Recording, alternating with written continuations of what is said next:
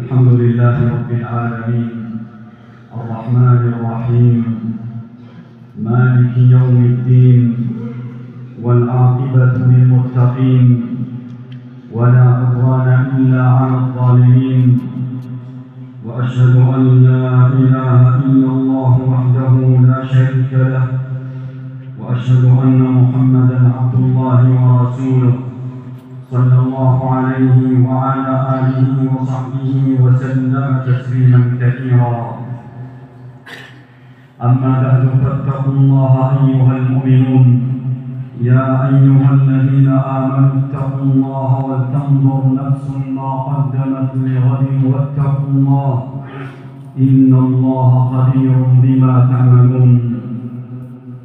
عباد الله، لقد تفرد الله بالحق والأمر والحكمة والعلم والحكم.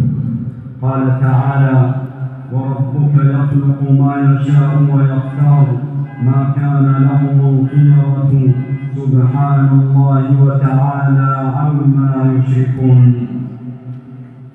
واختياره جل وعلا وتقديره يدل على كماله وجلاله وحكمته وعلمه وقدرته وانفراده باختيار من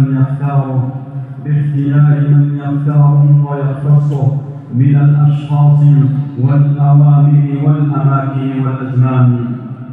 ومن عظيم اختياره جل وعلا تلك الأشهر الحرم التي ذكرها في قوله جل وعلا: إن عدة الشهور عند الله 12 شهرا في كتاب الله يوم خلق السماوات والأرض منها 4 حرم ذلك الدين القيم فلا تظلموا فيهن أنفسكم. والأشهر الحرم هي شهر رجب وذو القعدة وذو الحجة والمحرم، وقد خصها الله تعالى بالذكر ونهى فيها عن الظلم لما لها من التشريف والمكانة. أيها المسلمون، وها أنتم على مشارف دخول شهر رجب، وهو أحد هذه الأشهر 4 الحرم.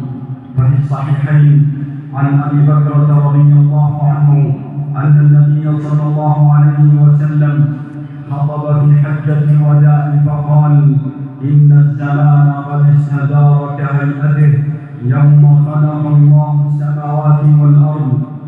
السنة 12 شهرا منها 4 حرم 3 متواليات ذو القعدة وذو الحجة والمحرم ورجب مضر الذي بين جمادى وشعبان.